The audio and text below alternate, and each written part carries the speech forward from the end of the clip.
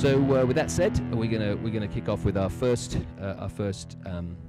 conversation of the day. So this is about game production. So I thought I would begin by telling you, because I'm a game producer.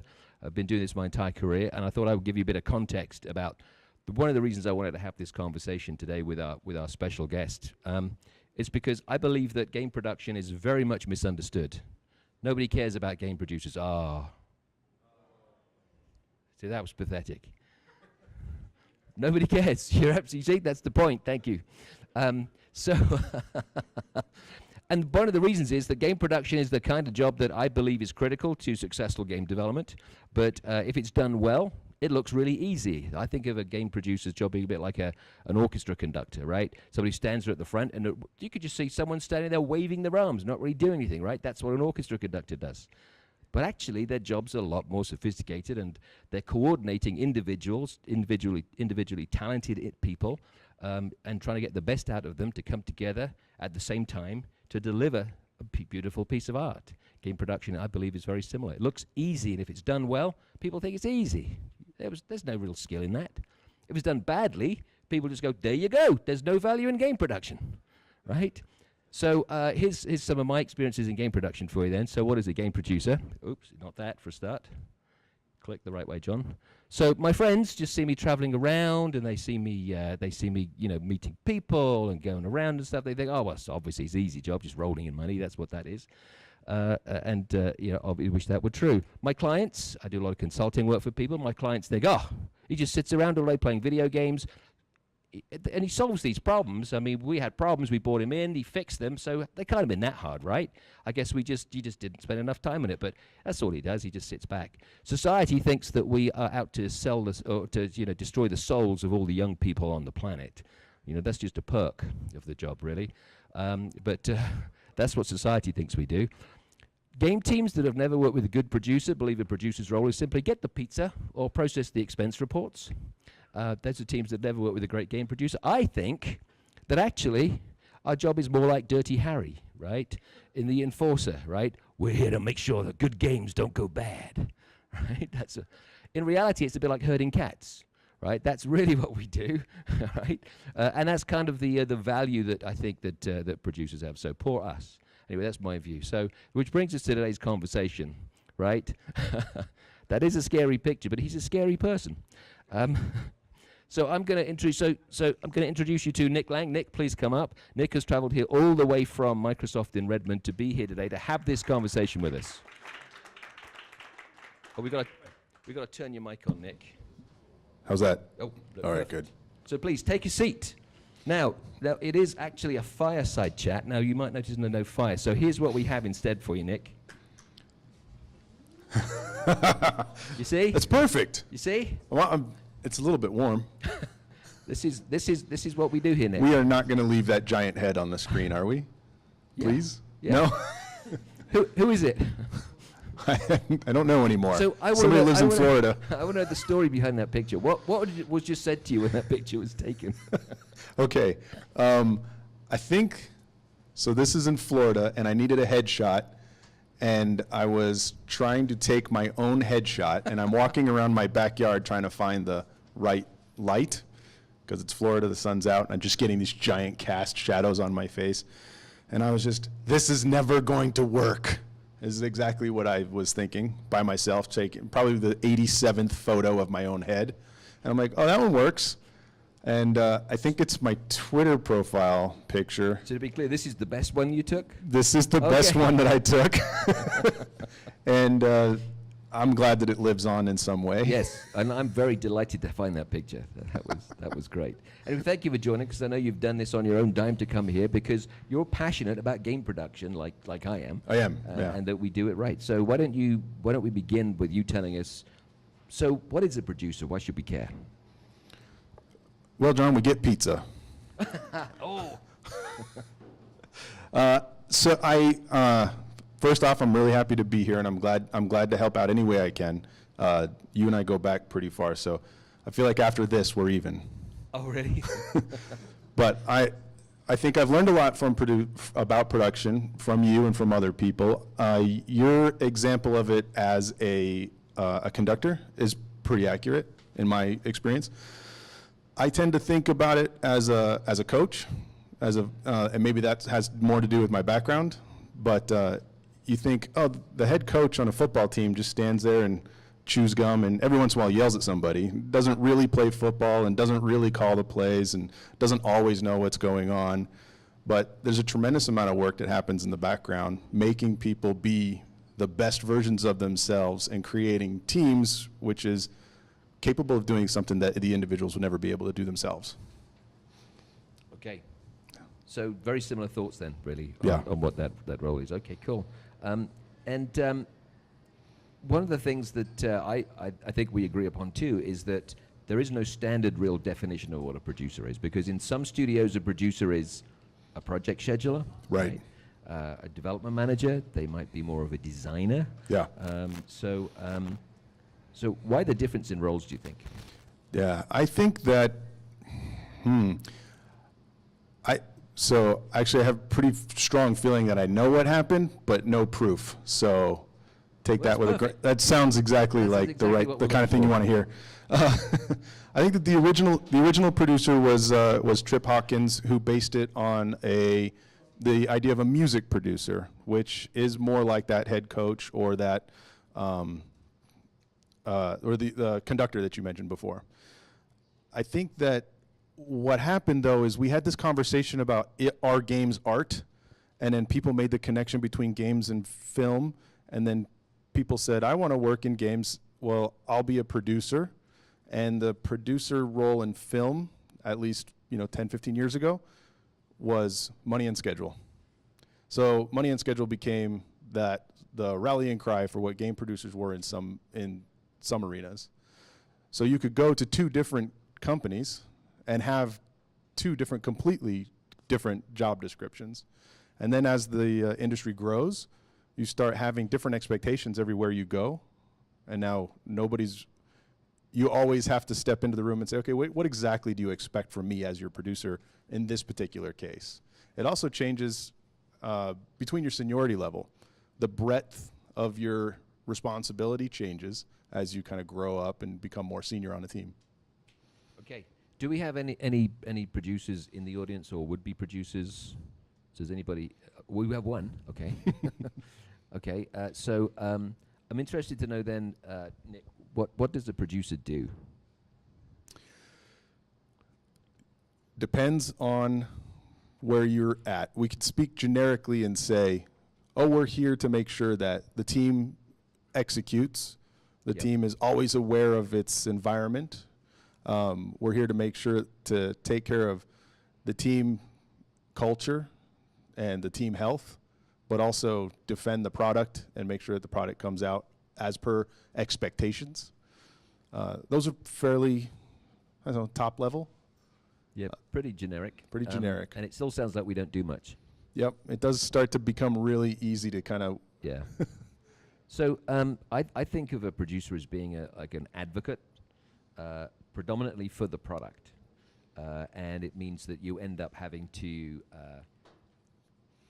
defend's the wrong word, but represent and be an advocate for the product, for the vision for the product.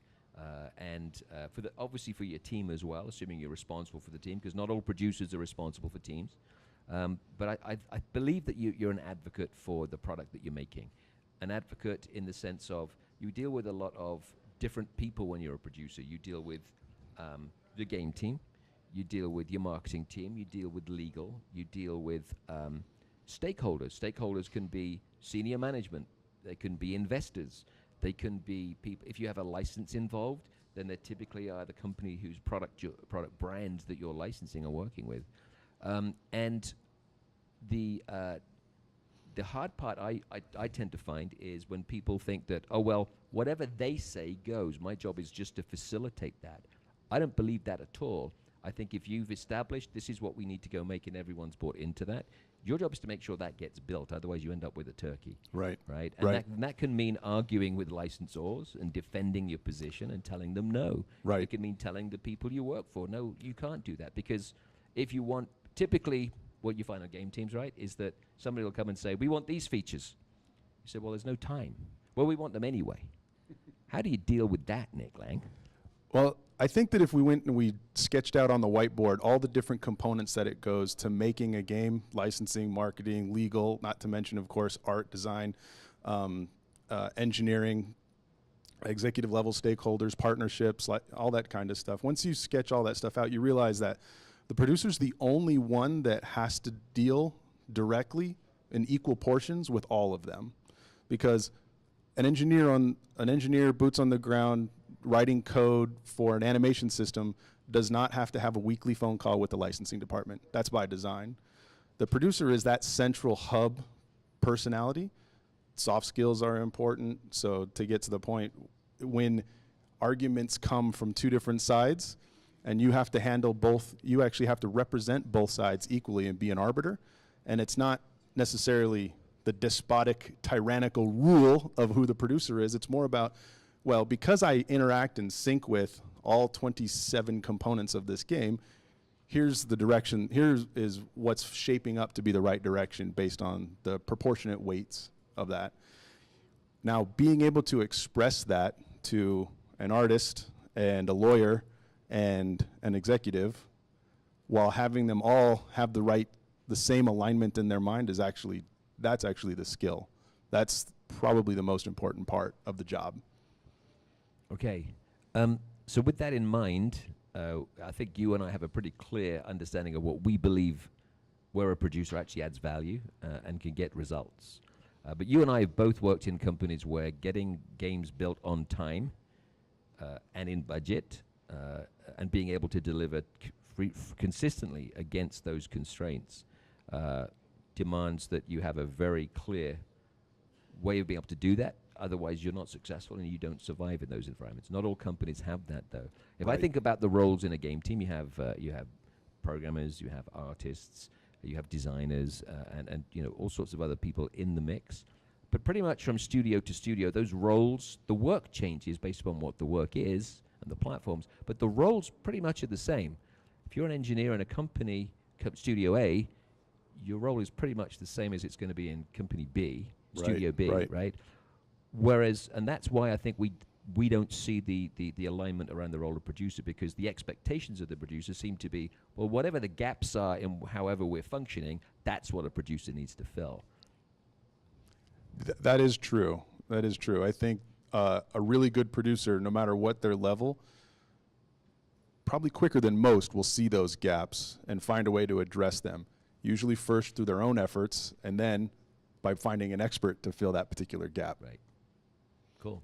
So you're a big shot now, Nick, right? You've gotten here over time, and now you're Mr. Big. You run the Forza team up at Microsoft. You're rolling in money, right? Big perks all the time. All true, right? Private plane. You forgot the private plane. And a private plane, yes, of course. We all aspire like yours. to the private plane, yes. So what does your typical day look like, Nick, now you've gotten to this luxurious position that you have?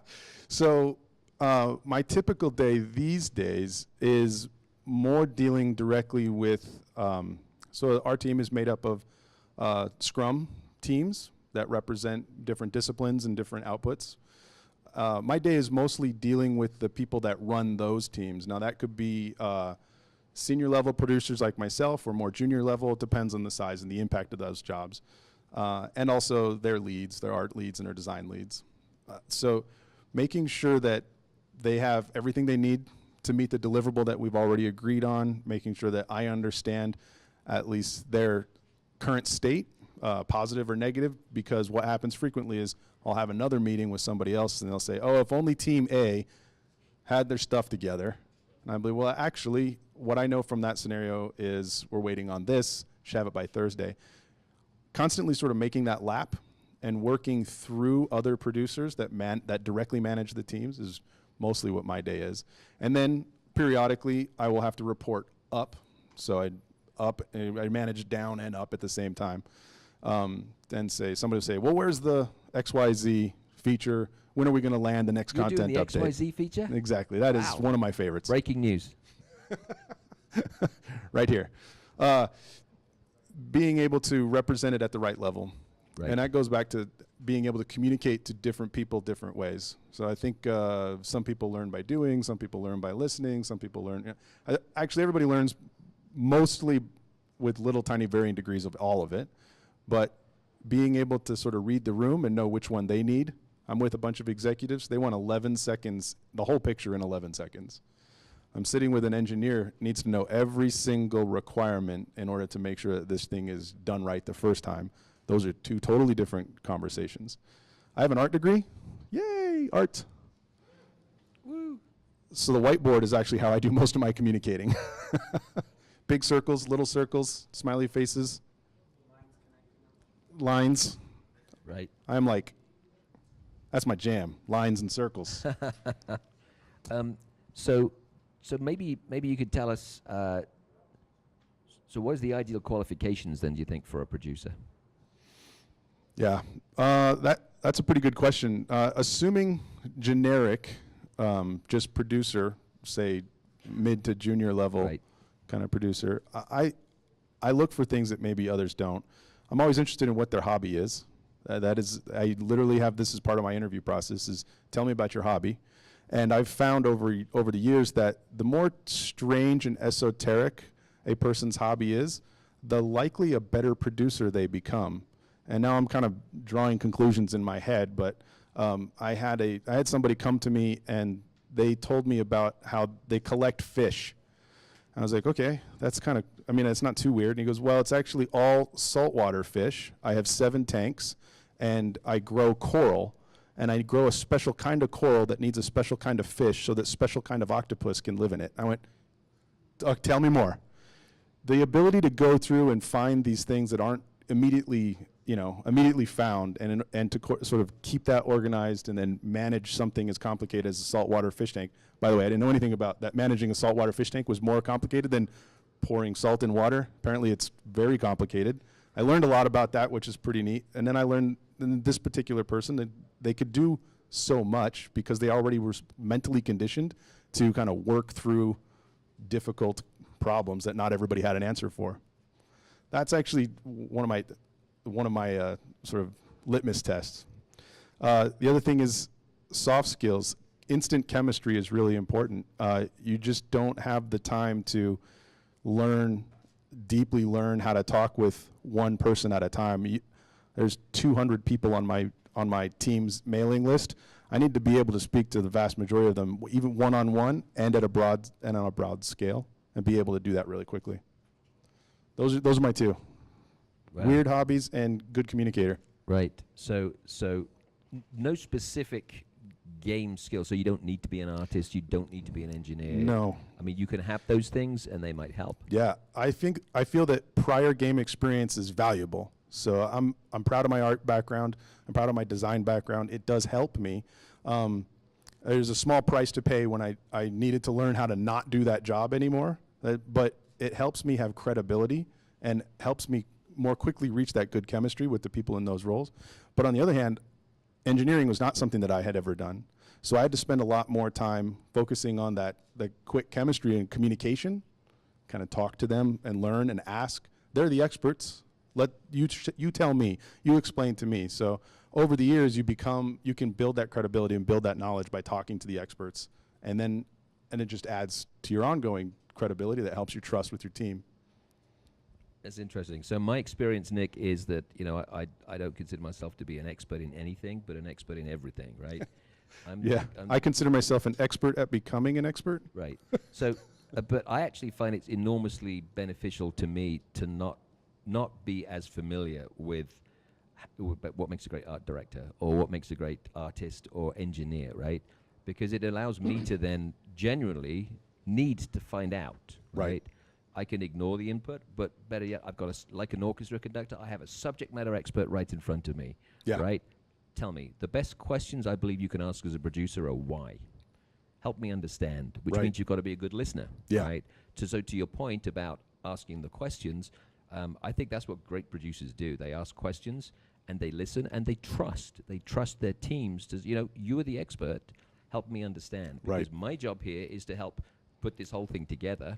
And if you have a problem, or there's something holding us up, or there is something that needs to change now, we just need to be able to communicate effectively that I understand enough from you that I can make the right decision for the team. And I'm trusting in you and your expertise to help me make that. I think That is truly important. I think what that also does is that represents the other side of the conversation. If I've asked you as the expert to explain to me, and we have connected, and now you trust that I understand to the level that's necessary for whatever we're talking about. It's going to take me a long time to get a CS degree, but we could talk about this immediate component and I can understand it. Now you trust me to go represent it to the art director, and you don't have to sit in that room and have an argument with somebody that essentially speaks a different language. That loop right there, I believe, is part of a successful producer's growth. Being able to do that, and again, 25, 30 different components, to have that conversation with an engineer and then call up the licensor and then talk to the executives and then bring that same story to the art director and do that constantly, and everybody is all aligned. Most people have worked on a team that's not aligned. They just start doing their favorite thing, and then they're not talking to each other. That is a fail state. So what I'm hearing is you spend an hour with, say, your lead engineer talking about a complicated AI problem and the complexities of the AI systems and so on, and then you go back and then your boss says, why are we delayed? You say, oh, some AI problem. Some problem with the AI, I don't know. The guy explained it for an hour, but trust me, you don't need to know. Is that a producer skill? So now that requires knowing your boss. I've had the boss that didn't want to hear any more details other than that. Why is it late? It's an AI thing. You don't want to know. You're right, I don't want to know. But being able to communicate on whatever the little guys in the machine don't make the right choices. Oh, sounds complicated. Right, let's go to the audience. Any questions for Nick? Because we have this very special VIP guest. Who's got a question for Nick? We've got one right at the back. I'm going to run the microphone, Nick, so be ready. I'm ready. Okay. Right at the back. So you are? Hi, I'm Karina, and I'm a composer, and I was just wondering, besides, let's say I'm on your team, right? Besides doing my job, what are the best ways that I can help you as the producer in the best way possible? That's a really good question. There's a component to everybody's job that I think sometimes is missing that helps me do mine. I think an artist shows up and says, I'm going to art like crazy. And an engineer comes in, I'm just going to write code because I write code and I'm awesome at writing code. And composers, I'm just going to make music. Well, I would say a good 20 or 30% of a professional's job is also going through the process motions that helps the team know where everybody is. And this is the chores. This is eating broccoli. This is stuff that nobody really wants to do. I have to check my hours off in Handsoft or TFS or whatever. I have to update my status. I have to present at times where we are at. Those kind of things is actually one of the first hurdles to get over with new content creators. That makes my job a lot easier. Once it becomes sort of route and part of the job, everything moves faster because we are always in a moment of knowing what the state is of any particular area. Okay. Any more questions? Yes. Who are you again? And I'm Josh. You described a game producer as sort of like a hub, right? And I was wondering, how do you think that affects efficiency by communicating between groups and then even communicating up and below? Yeah. So if you consider me as the only hub, it's a terrible plan. But if there are other producers in Agile Scrum nomenclature, we'd also call them product owners. They would have smaller groups that would be able to cross-communicate there, with that product owner being the main hub of information for that group, and also up to me in my role, and then I can do that up. So it kind of scales all the way up to the top. If I am the only method of communication between disciplines, that's another failure state, that's for sure. In fact, one of the skills that you'll need to have is, as a producer, you'll need to say, you know what, we've gotten about as far as we can explaining to me that complicated AI problem. I need you to go talk to the animators now. And we'll just go ahead and I'll perhaps moderate or help translate. I also think that the producer operates as a babblefish of sorts, a translator between disciplines, because sometimes they just don't get along, right? Engineers want perfectly timed code, and artists want more and more texture space and memory. and it just goes on, and there's no solution. So sometimes you kind of have to you have to be there to help that conversation out, but only help, only facilitate. Oh, we got one in the front. Yep.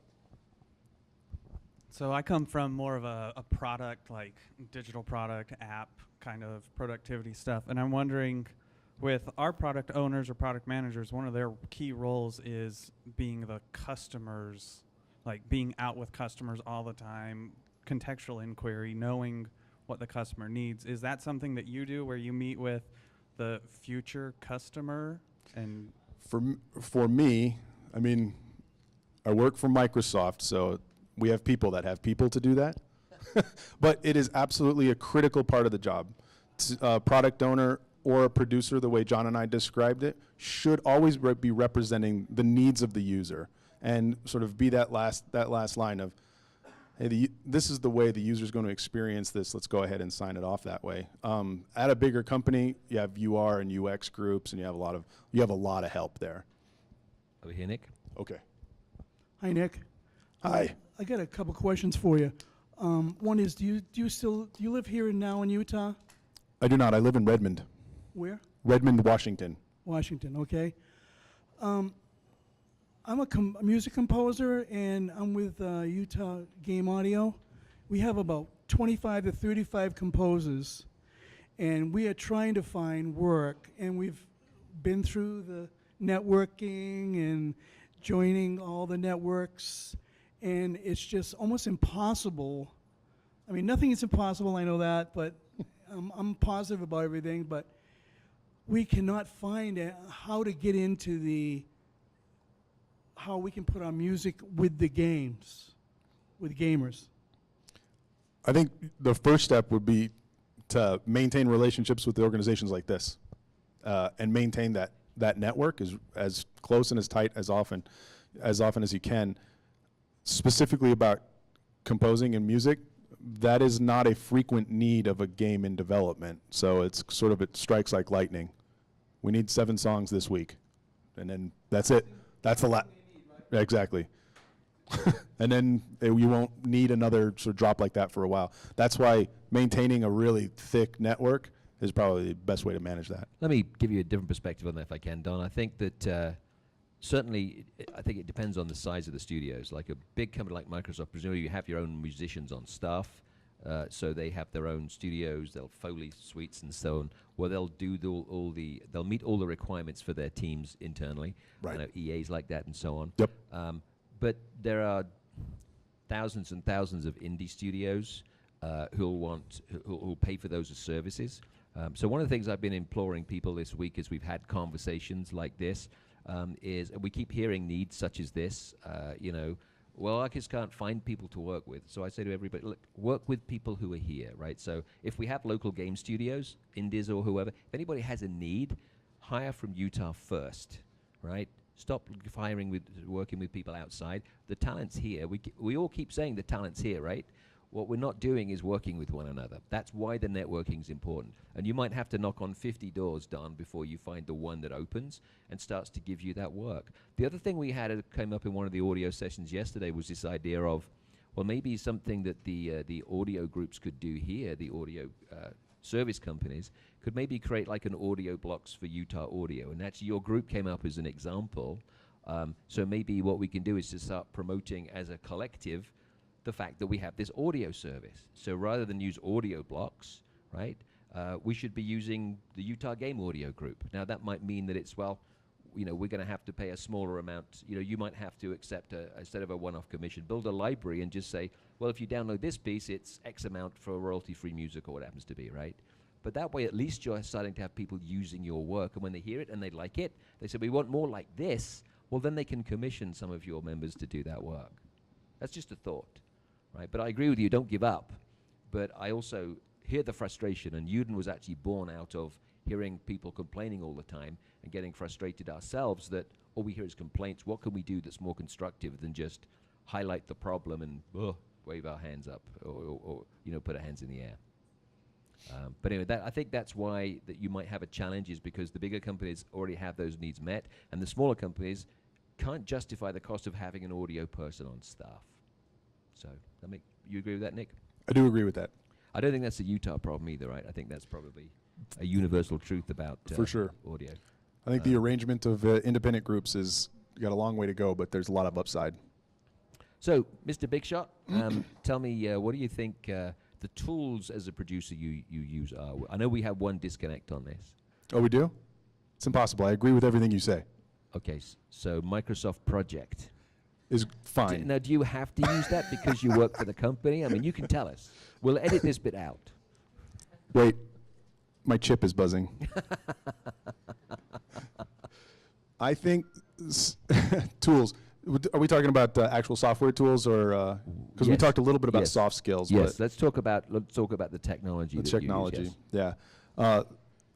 I would preface this by saying it will change constantly. I imagine there'll always be a spreadsheet tool of some kind forever. Right now, the best one is Excel, of course. But being proficient in Excel, being able to, just create nice prioritized lists and use some filtering, that's always really important. I do think that Microsoft Project is valuable because, but any tool that will show you resource capacity planning, which is critical, and understanding dependency matrix is critical. Now, I also think that that is more project management than game production, but just like we need to be able to speak intelligently and professionally to an art director or an artist on the floor, we also need to be able to understand pretty quickly when we see a dependency matrix or otherwise a capacity plan that says these people can only work for this long. So Microsoft Project does it for me. I recognize it's slow for a lot of people. I can't, if you could look back in time 15 years ago to Nick Laing and realize that Nick Laing might be advocating the use of Microsoft Project as the game development. Yes, you'd think the world had ended. What is this? That's right. I used to run projects on cocktail napkins. Well, on that thought, so I was at Electronic Arts, and we actually acquired the company that Nick was working at in New Jersey. And we said, hey, guys, great opportunity. You've all got to move to Florida, which I think is a big thing in New Jersey, right? You all want to get out of there and move to Florida. Yeah, right? but That usually was we wait till we're older. right. I remember arriving at the studio was called Hypnotix. I remember arriving at the studio and saying, right, guys, so we're going to talk about, we're working on a project called Arena Football, big license for EA. Yes, arena football. Arena Football. And going to the studio where it was being made up in New Jersey, who EA were in the process of acquiring. And I said, okay, guys, right, so we need to have a meeting. And so they cleared out the kitchen, right? We met in the kitchen because that was the closest to a conference room. The meeting room was the only conference room was our kitchen. Right. It had a door. And I remember being in the conversation in there, and people come in to try to get their lunch, and Mike, who ran the studio, was like, get out. We're having a meeting. No food yet. We're in a meeting. So that was my point of my story was more about the tools, because I said to them, okay, so we're going to have a conversation about the project, and I've got some thoughts on this. So I'm going to show you a PowerPoint. And they kind of went, PowerPoint. Who uses PowerPoint? I said, you're going to work for EA. You'd better get really good at using PowerPoint. Right? That is true. So it's the Microsoft suite, basically. It is the Microsoft suite. There's a reason why everybody on the planet's got a Microsoft account. For sure, PowerPoint is actually pretty valuable. It's just a tool, right? You can create pretty much anything out of it. In fact, you and I worked with a couple of engineers and designers that used it as a design document, where you would press certain buttons and it would go to certain pages and it would make certain things happen. And the first time I saw it, I was like, wait, what is this? It's my design document. Really? And prototype. Okay, you're going to have to prove this to me. And I kind of clicked through it, and I was like, oh, yeah, that works pretty well. Whatever works. I instantly understood what was trying to be designed and put in front of me. How important do you think it is in terms of your expertise that you rely upon those technology tools? Because you said they'll change over time, right? They do change over time. I think the principles of how to communicate to people and understanding what types of communication certain people need is regardless of the tool. In fact, that's why I have a whiteboard at my desk, and actually most people in my area don't have whiteboards, because I'm serious. I communicate better with a marker in my hand. I have pretty neat handwriting, and I went to art school, so I can draw diagrams pretty quickly. Sometimes that's all I need. In fact, what's happening lately is people will come to my desk and I'll draw out the plan, and then everybody will walk away, and then walk back in a second later and take a picture of my whiteboard, and then go back. And they're like, all right, here's the plan, and that works for a team. Is the that minute a- Bill Gates needs when to you see say- my whiteboard, it's when you say whiteboard, falls is apart. that a new Microsoft tool, or is it what is that? Is that part of the suite now? that'd be so awesome. moving on then, Nick. So one of the things that I know from having coached a large number of like people who want to be producers and working with indie teams, particularly for the first time, the thing that I think that trips them up all the time is disputes among teams, among team members, right? And you get these brilliant people working together. I talk about them being individual experts, but you get people working together. No matter how much experience they've got, you get disputes arising among team members, and they always look to daddy or mummy to solve it for them. How do you deal with that? That's true. That's a good one. No softballs today, huh? Well, we could talk about the new features in Forza if you want. Oh, we weren't going to talk about that, right? No, oh boy, E3's coming. When it comes to personal conflicts, every situation is different. If they report directly to you, it actually that means that they're probably working very closely together, and this is an important part of everybody being aligned and effective and efficient. So this is another skill I should probably bring up is better than almost anybody else on the team. A producer needs to be ready, willing, and able, and completely competent at uncomfortable conversations. So the best thing, of course, to do is to listen individually, and then listen and make sure everybody listens together, so that you can empathize with the points and the positions. And then what I find, usually they are not as in conflict as maybe the arguments might seem. Sometimes they can actually work pretty closely in parallel, or not be orthogonal to each other completely. It just happens to be scenarios that kind of bring out arguments like that. I also, maybe it's a cheap trick, but if you say, hey, if you kind of rely on the fact that we are all professionals and we have the the best product in our interest, that actually moves the ball pretty far forward in solving those kind of problems, because most people who are professionals, they realize, all right, let's work through this as a mature professional adult. Yeah, I think that's a good point. And so I would just add to that and say that from my perspective is that there's one or two types of dispute you're going to get, right? One is about the product, and it's a creative or technical disagreement, right, about what to do. The other one is where two people are just arguing. Yes. Right, and it's a personal disagreement. Right. So I think you deal with those things differently. It does take some experience to sometimes see one for the other, because you can dress one up pretty well to be the other. Oh no, it's about the product. No, actually, I think you guys just don't get along. So let's talk about the value of disagreement in the creative process then as a producer. Yes. I am a absolute believer in healthy debate and disagreement and argument. True argument, no, you're not not. fighting. No, you're not. This isn't an argument. Yes, it is. This is a disagreement. No, This it is isn't. contrarian. Should have brushed up on my Monty Python. I think that the actual the skill of professional debate is harder to come by than it should be, where we can disagree about something and we can reach a conclusion through an argument. Argument is different from a fight. This is really important. There is a debate, there is an argument, there is a fight. There's no room for fighting, especially in the video game world where everything is due yesterday. But we can debate, and that means that we list out our facts, we agree on the antecedents, we can work through that stuff. Being able to do that in real time is I don't know if it's necessarily just a producer skill, but certainly the producer is always involved when all of a sudden something like that happens. And the reason I bring it up is because it kind of talks to your role as teacher, right? Because that's something that you can do as a producer on the team, is to be able to determine. So, how do you bring something like that to resolution, right? So, well, you see this disquiet in your team. it could be hugely disruptive. It could be such a waste of time Yeah.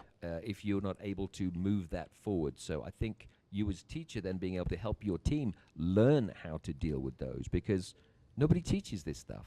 Right. It doesn't get taught in any qualification you're going to get. Right. Soft skills aren't a priority. Tools and technologies and theory are a priority, but not the soft skills of being part of a team. Right. I think there's actually some pretty. I could recommend some interesting books that help through this. I can't remember the authors right now, but Thank You for Arguing, and my personal favorite is a book everybody makes fun of, but I truly believe you should read it. Is How to Make Friends and Influence People by Andrew Carnegie. Just that that book. It's very short. I used to work with a guy that would keep the back page of that book in his wallet, and he'd break it out every once in a while, and we'd read it and see if we were doing it right. It's really good to kind of truly understand the other person so that you can truly understand where they're coming from. I also find that I tend to do things in a deconstructive manner anyway, so what are we talking about? What are we trying to solve? What do we already know as the truth? What are the options available to us? Once you start kind of listing these things out, the argument goes away and rationalization starts to come in.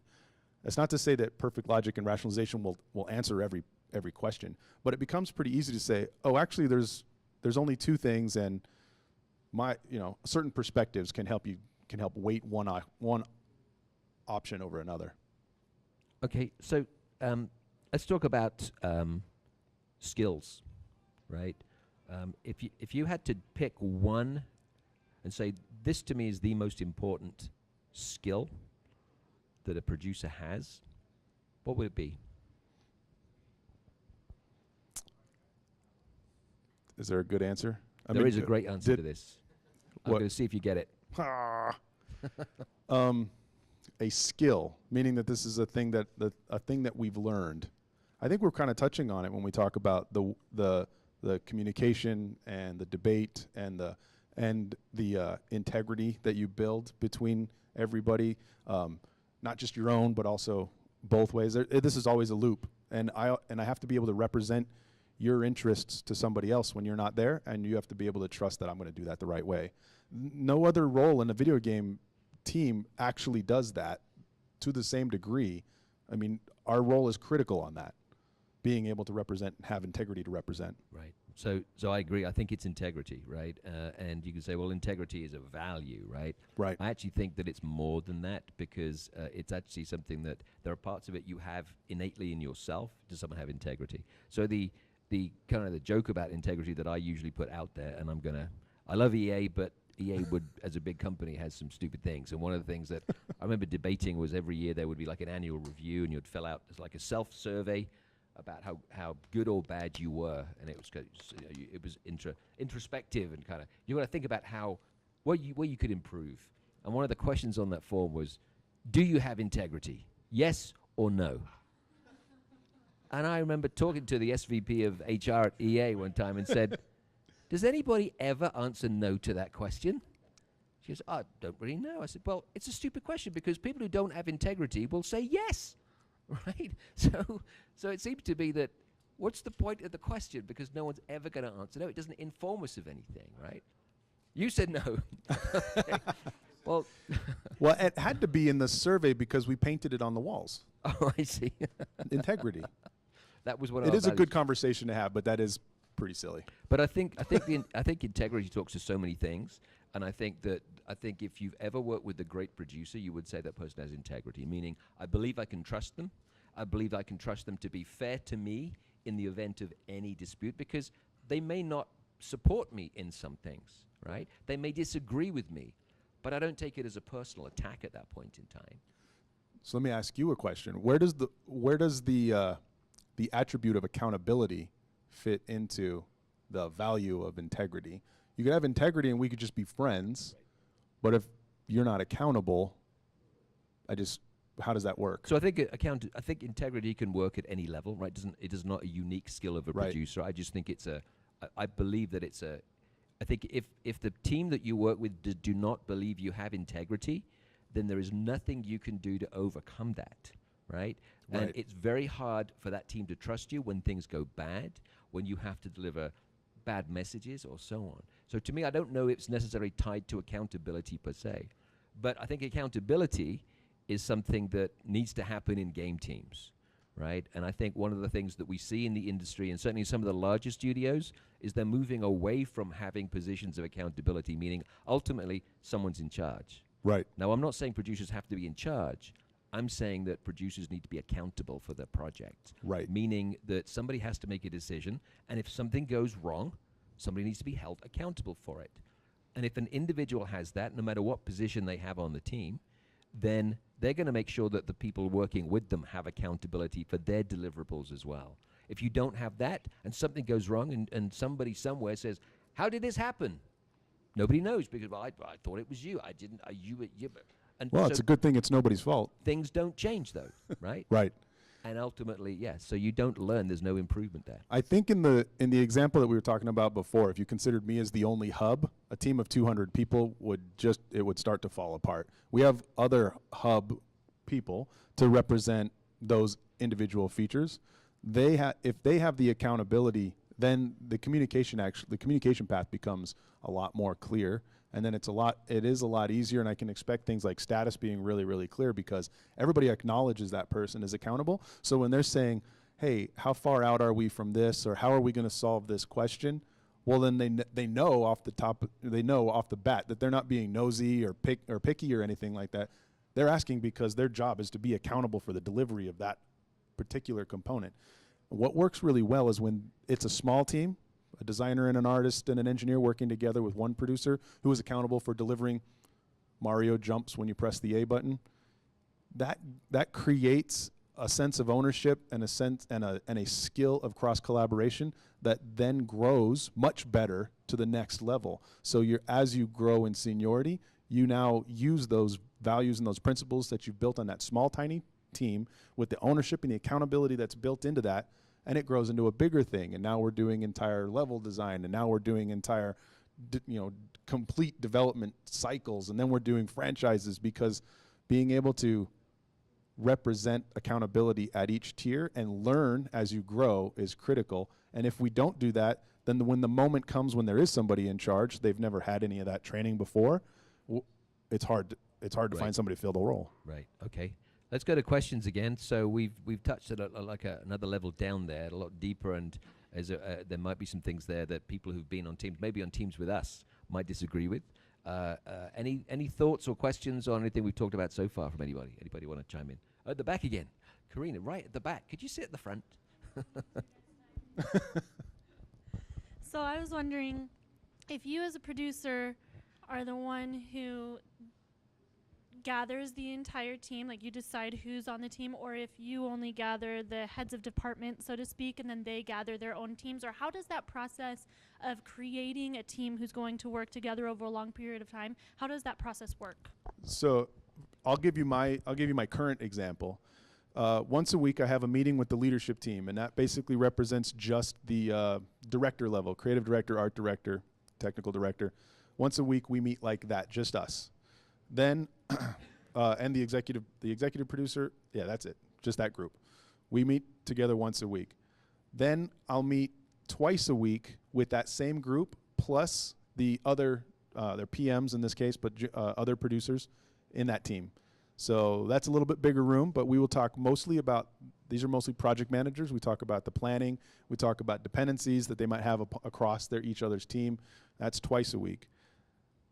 Alternately, we on the other 2 days of the week, I'll meet with the experience leads, which includes people one level down that are more closer to the development of features. So but that also includes the leadership team.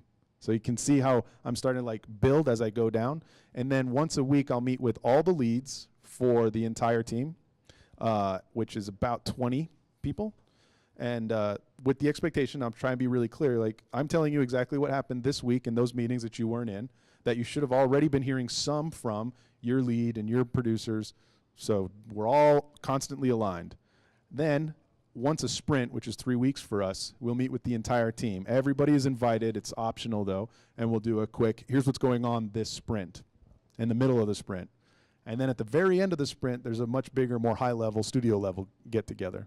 So that's just the formalized communication. After that, there are individual paths to get all the way down and solve individual problems for individual teams, and those are kind of one-off. Okay, any more questions? So from like the engineering perspective and like the programmers and stuff, what do you look for when you're like coming in contact with them or other producers? You're talking directly to one of the programmers. Like, what are you looking for in the communication with them, and how should they try to learn to communicate up and describe what they're working on so that it's easier to pass on? And So are you asking, as a producer, what am I looking for from the communication from an engineer? Actually, that's a pretty good question. I put most of the onus and responsibility on myself. However you want to talk to me, I'm going to figure out what that is and try and work on your grounds. I think a lot of people think, oh, I want to be a producer because that's total freedom. I'm just walking around telling people stuff, loaded with money, right? What I actually think it is providing freedom for everybody else. I don't have the freedom to be my own sort of crazy person. I need to make sure that I'm letting you have the freedom to just go as far out as you can. Water skiing, out there on the edge, right? You're bleeding edge technology engineer. When we come in contact with each other, I'm going to try and I'm just going to understand and ask questions and kind of let that communication be your own. Now, that's the best case scenario. There's also scenarios where it's just communication is a problem. You need to work through it a different way, kind of a little bit of push and pull. But I always start with the default. You tell me what you're doing and how it's going, and I'll learn how you communicate and just take it upon myself so that that particular individual has freedom. But if I could add to that, Nick, so I believe, certainly from my experience, would be, so we're probably communicating at a couple of things, right? One would be a specific problem that I know about and you know about, and I'm looking for more information. So therefore, we're going to have we're going to be leveraging the whys. Why did this happen? What's going on? What is the problem? Help me understand more, right? Or the other one may well be just status. So where are you at with the work you're doing? It could be a sprint retrospective or something like that. Where are we at with what you are doing? So I guess that a lot of that is not going to be a general conversation. I don't think you need to. My advice would be kind of what Nick is saying. You don't need to think too much about how to present information to a good producer. It's more, because the conversation will probably be targeted around some specific things. It'll be more, Nick will say, hey, I'm interested in knowing where we're at with X feature. So the best thing you can do is be as clear and concise as you can about status of that feature, or just be honest about, honesty, I believe, is a huge value as well for everyone on the team. Be honest. Listen, there's no way we can get this thing done. You need to understand that. Okay, help me understand why. People are often afraid to tell producers that. A good starting point for that is like what you're saying. We're talking about a specific thing. The definition of that thing is actually really important. Everybody can kind of describe something a different way, but still mean the same thing. And so, great producer I once knew said, use ruthlessly clear expectations. And that is maybe one of the times when I sort of lean more towards that very driven sort of personality, which is, if we're going to talk about exactly what needs to be done, I'm going to explain it so clearly, some people will think, oh, that was a little bit rude, just because there's no flowery language, X, Y, Z, and I still love you. Just to be really, really clear, so that conversation, when I come back and I say, hey, how's that thing, we know really what it is. I think the phrase is, be relentless about setting clear expectations. I like ruthlessly clear expectations better. So that's something I always try and, if I always tell people that ask for advice on game production, say, if you could take away one thing, because it's very complicated, but if there's one thing you should stand by, it's, be relentless about setting clear expectations. And it doesn't matter whether it's with your boss, whether it's with you people at a peers level to you, or people who work for you, or licensors, it doesn't matter. Find out the expectations. If you're unclear on something, find out from whoever you're working with what it is their expectations are. And if they don't have any, set them yourself and project them back, but so that it's always clear. So you could be ruthless about it, but the key thing is be relentless about it. Make sure that, you don't ever let yourself be put at a dependency on somebody else, right? From the point of view of, well, we just didn't know. It wasn't clear to me. I didn't know because of. Oh my gosh, that's terrible. I will say there's probably a little tiny cheat that you can, maybe I don't know exactly how to describe this, but if there's actually one skill that I've found to be really, really valuable in other producers, it is along those lines. Not everybody can do this, and so they have to find their ways around it. But if you can be a constant nag, but not make anybody mad at you, you've got a thing going. You really do. And a lot of that. Do you use that at home? I am not good at this at all. Oh, yeah, none of this stuff works at home, by the way. Does anybody here, despite, obviously you're talking to two people who are hopefully pretty experienced producers here and have been around the block a few times. And trust me, there's nothing you can say to hurt us or offend us, because that's how thick-skinned we are.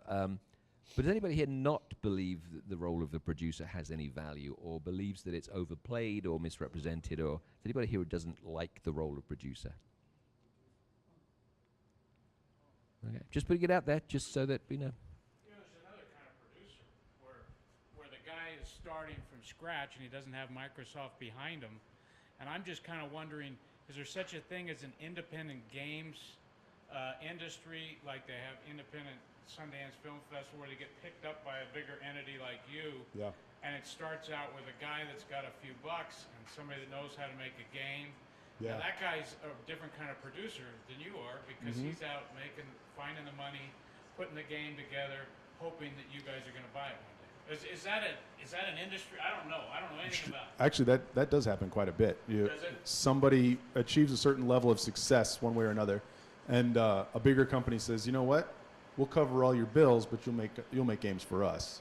And that particular person this is pretty common throughout startup and tech industry, the person that starts that company may not always be the personality that starts that company may not always be the best person to continue running that company, or continue running that company underneath the umbrella of a big publisher like Microsoft or EA or Activision. It is different. One of them, you talk about scrappy, ready to go, do anything. I don't know. That's tough. But yes, I think those people are out there. But it does happen. It does. People do come It does happen. independently, start their own game company. Yep. And then sell the game. And Yep.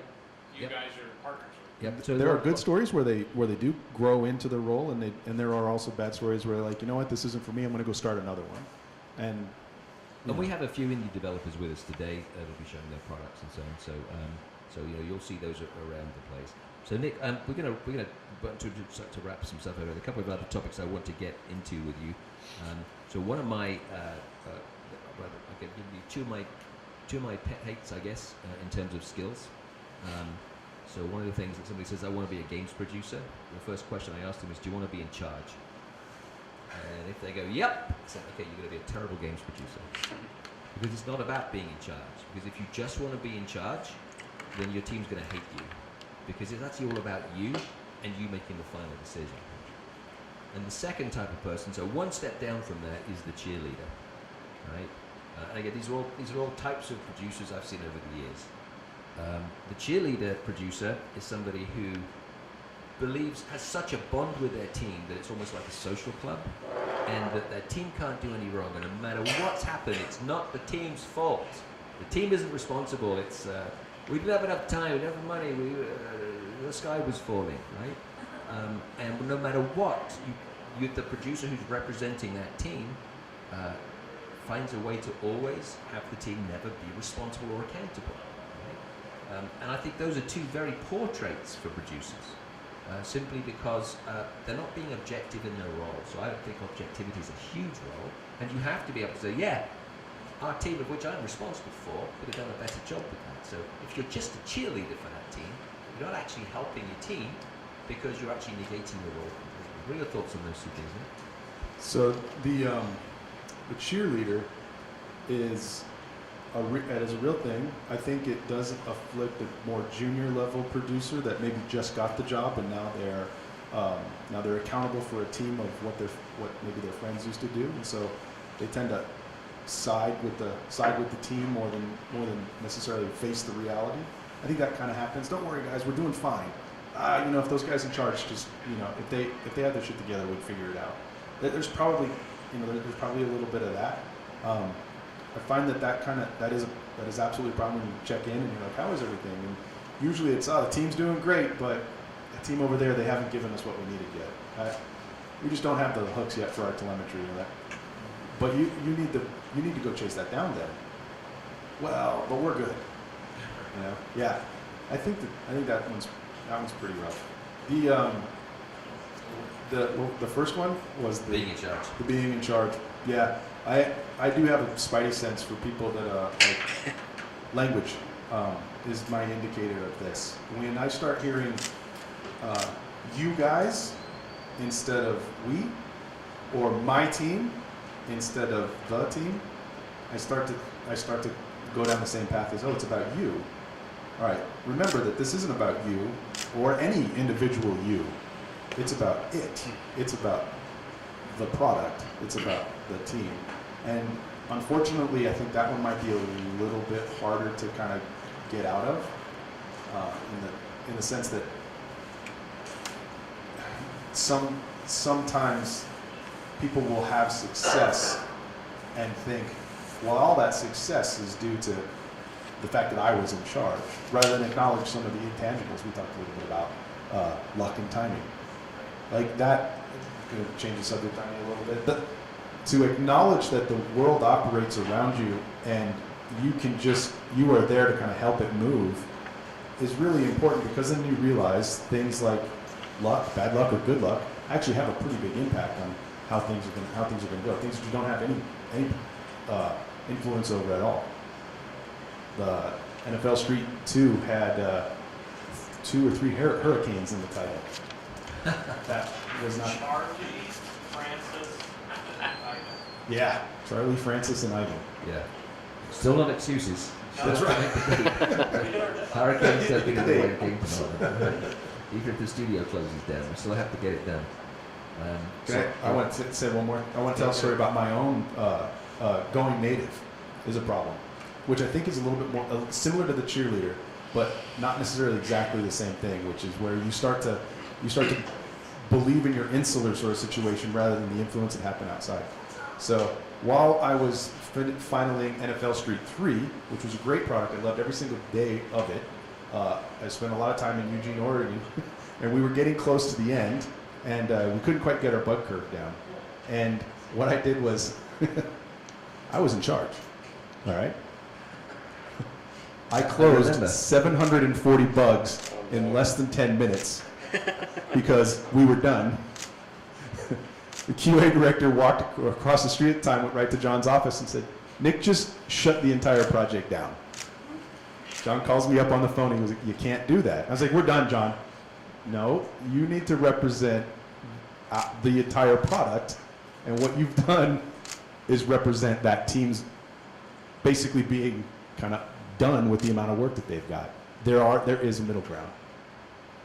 I was like, nah, you're wrong, I'm right. I think about 20 minutes later, I was back in there opening them all up. But that's the way I record it too.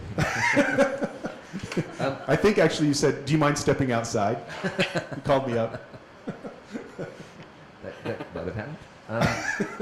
So Nick, maybe let's wrap up, and then we'll go to questions again with something we didn't do at the beginning, but I thought would be a good way to kind of help close this out, is your story, because you said you're an artist and so on, but maybe you just walk us through kind of like your career in a few minutes. And maybe some takeaways, the things that each of those has given to you, as in terms of what makes you the Nick Laing that we see here today. With a giant head. I've always had a giant head. It's inherited from my father. Okay, that's so the Scots. That's right. It's good for running into things. Actually, a lot of times people say, "Oh, I want a job like that. Can you tell me how you got that job?" And I say, "I will tell you how I got my job, but the only takeaway you should have is don't do it like this." So I'm going to go back a little bit further than even my career. So growing up, I loved comic books. I would draw pictures. I thought, well, maybe there's an art sort of job out there for me. My family was teachers and civil service and stuff like that, and I realized, having an art degree is probably not really going to be a good thing. I'll go ahead and be a firefighter like my uncles, and maybe I'll coach wrestling or coach football. I wrestled and played football up until college, and my grandfather said, "Hey, I have a friend in New York that works for DC Comics. He saw some of your artwork. You want to come out and see?" So I went out, I spent 2 weeks out there, and they said, you know what, you should go to, I really like your work, I got some jobs for you, but I want you to go to this school in New Jersey. And it was the Joe Kubert School of Cartoon Art. And I basically became a comic book illustrator. I thought, all right, this is it. I'm a comic book illustrator. I mean, effectively going to that school and making it all the way through, you have a pretty good run. Marvel went bankrupt my senior year, and I think Time Warner bought was DC. you? Yeah, it was awesome. Yeah, it's weird to think, like, Marvel was completely out of business in 1998. And so I think they turned it around okay. I mean, I have some feedback, but they haven't returned my phone calls. So as I was working, I did some work for Wizards of the Coast and did some Dungeons and Dragons, and did what all illustrators who can't pay all their bills do. I go to graphic design. I used Adobe Illustrator and Adobe Photoshop and Quark. I got the job at Hypnotix because I could use those 3 packages, and there was no single person that could do that. So I just got the job because I knew 3 different pieces of So you software. got a job in games because you could use Illustration. Right. Yeah, exactly. And then as I went through that process, designing UI, they knew that I could draw, so then I did concept art. And then I think I was probably the fastest typist in the art room and a little bit more organized than artists tend to be. So they would call me up, and if they had a question for the art department, they'd ask me. And then it just became normal to put publishers in contact with me. And then all of a sudden I realized I'm a producer. Actually, I was probably more a designer at that point. I'm not doing art at all anymore. So I had my little breakdown, and my wife said, buckle up, Buttercup, and get back to work. And I went back, and I continued to kind of flow this producer-designer role. And then John came by and made me move to Florida. But once I was at EA, it was all producer.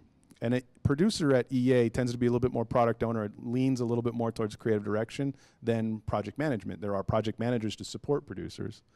And we did a bunch of jobs there, and I had some of the best experiences. NFL Street was tough, but it was great. EASports MMA was my favorite job of all time.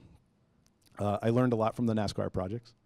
There was a lot of good stuff happened there, and eventually what happened is a friend of mine had a job at Turn 10 and said, hey, I just got hired at Turn 10, and I think they got another job opening, and it looks like they wrote it for you.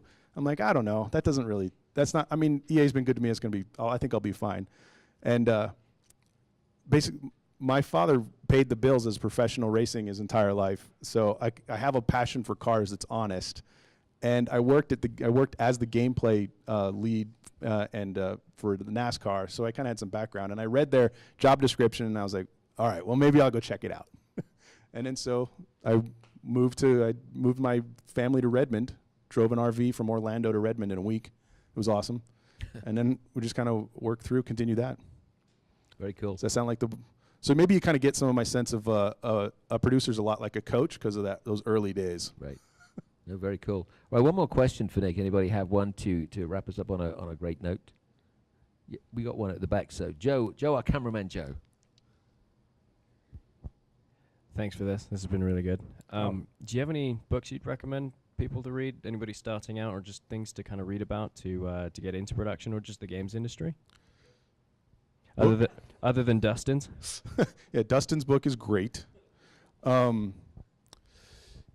You know, there's a few, and I wish I could remember all the artists, but I did mention. I mentioned the how to make friends and influence people. Anything written by Dustin Hanson. I do actually really appreciate that one. Another book that people make fun of, but actually I think is good is Stephen Covey's 7 Habits of Effective People. It's like that book that everybody goes, oh, you read that? That's hilarious. And I thought, well, maybe I should read it. It's not a very big book. I read it. I'm like, hey, this is pretty good.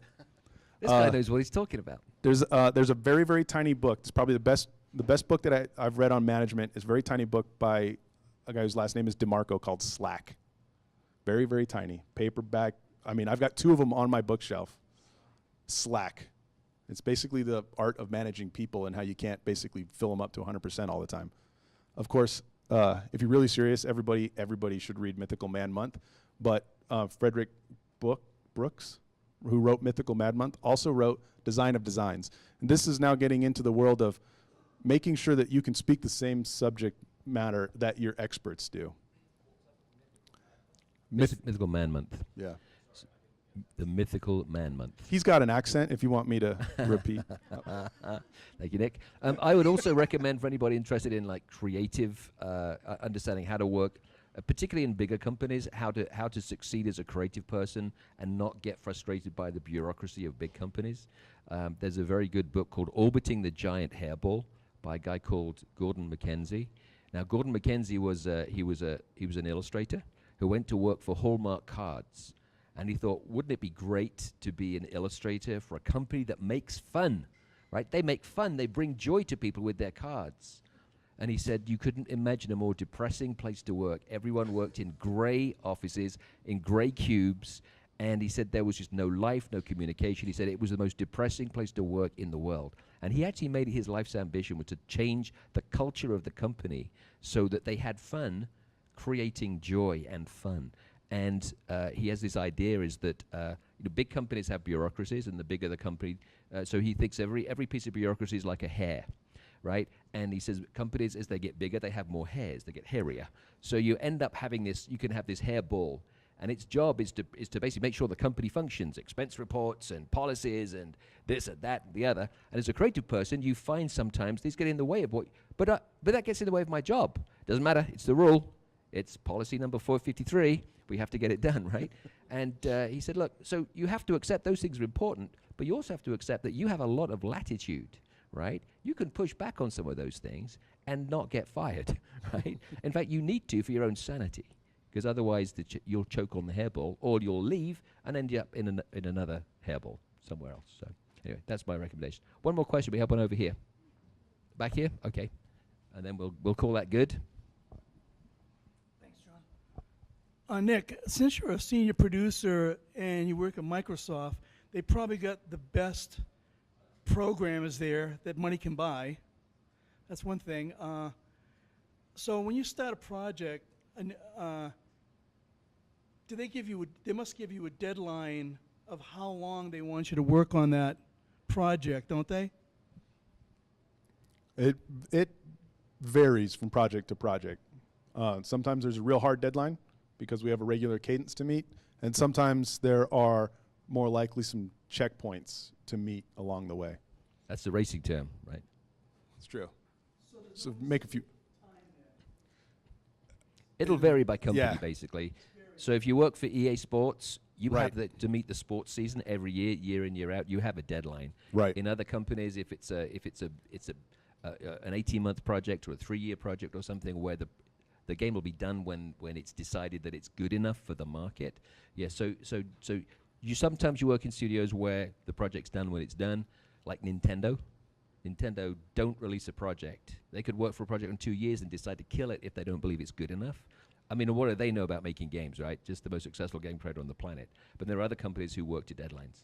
Yeah, that's actually a really good point. We start to lean this conversation towards, I know we're gonna wrap up soon, but start to lean this conversation towards things like deadlines and schedules. That's project management, and that has influences also the game team, but also other extenuating circumstances like sports seasons, marketing windows, holidays, and that kind of stuff. That is definitely part of what I do and part of what I need to be aware of at all times. But sometimes that is not necessarily a problem that I solve myself. Thank you, Nick. It's time now to blow out the fire. Oh, thank you. Nothing spared on special effects, as you noticed. Nothing was spared. Nick, thank you very much. Let's hear it for Nick Laing. Thanks, Nick. Thank you very much.